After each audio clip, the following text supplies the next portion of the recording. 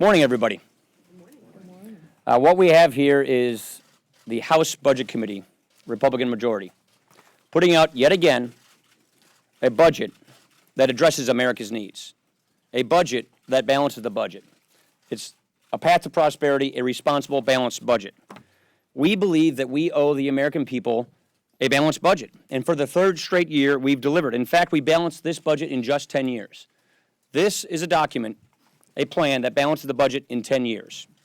Now, the House Budget Committee has spent the last several weeks working together with each other, just like families and businesses do around the country. We've been assembling a budget so that we can make sure that our country can live within its means.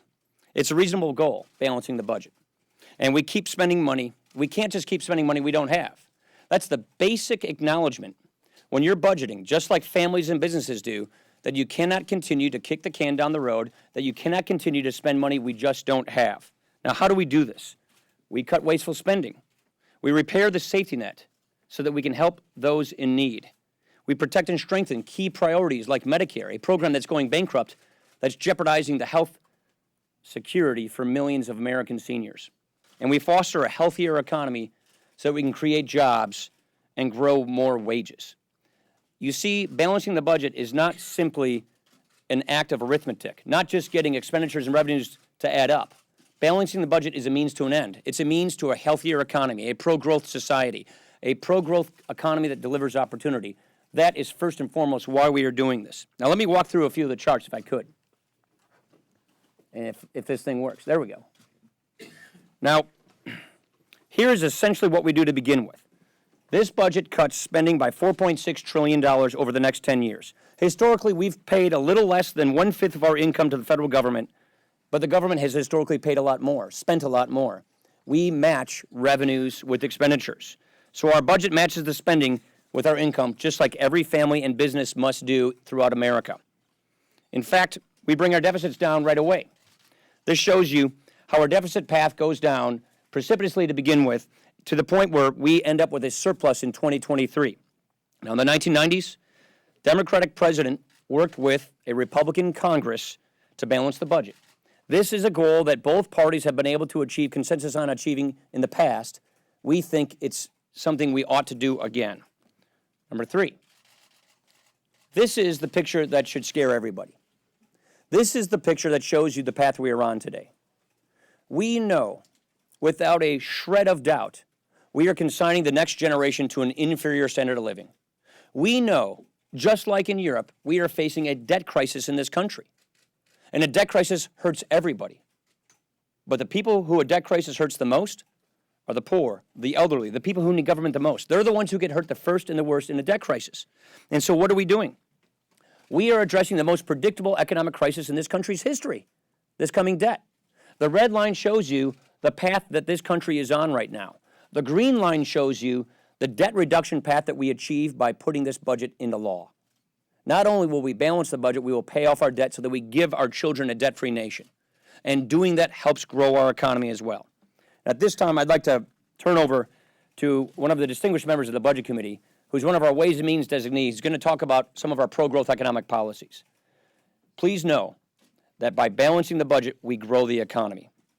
By including pro-growth reforms like tax reform, we're making it easier for businesses to plan, to invest, to create jobs, to be competitive.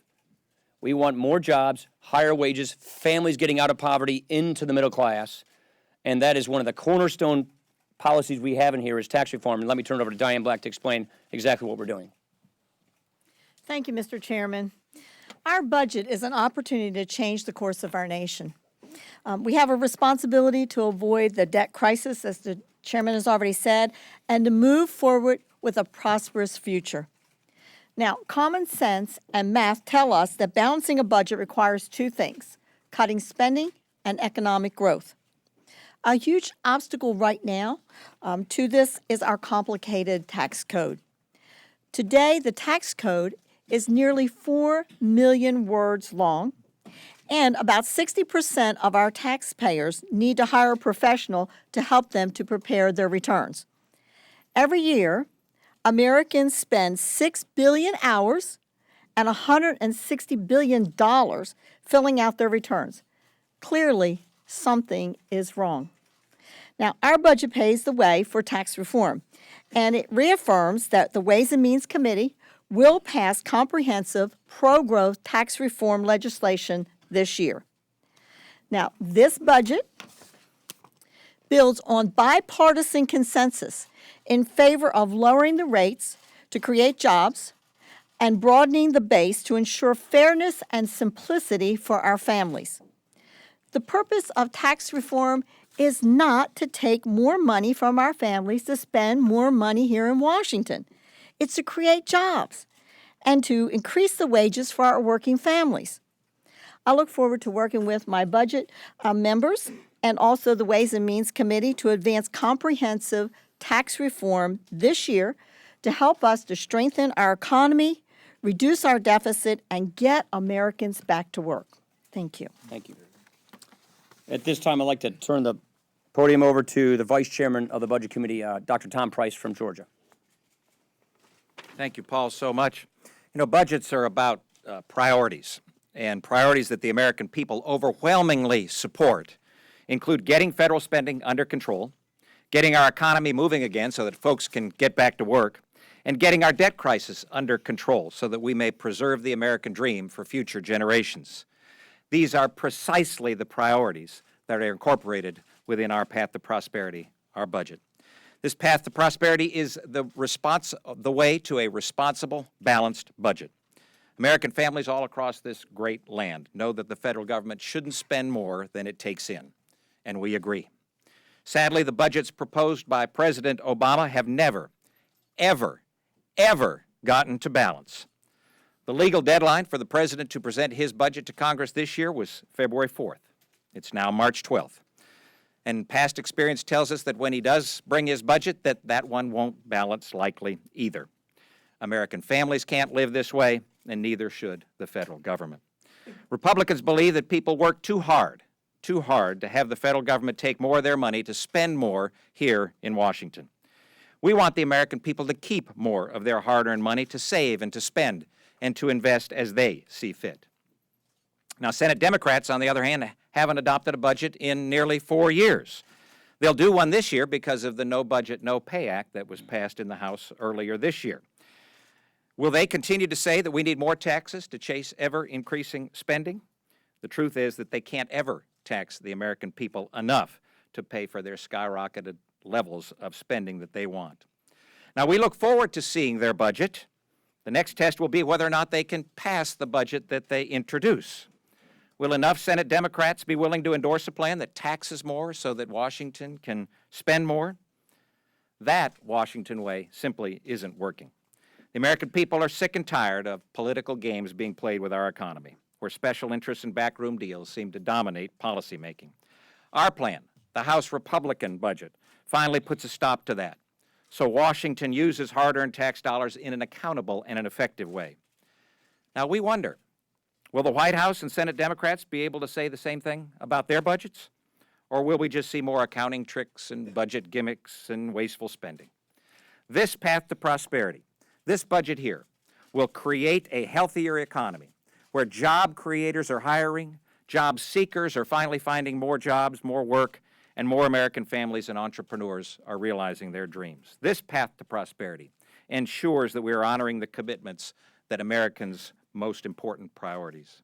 Our budget saves and strengthens Medicare, protects our national security, cares for the poor and sick by repairing America's safety net programs, and expands economic opportunity for every single American.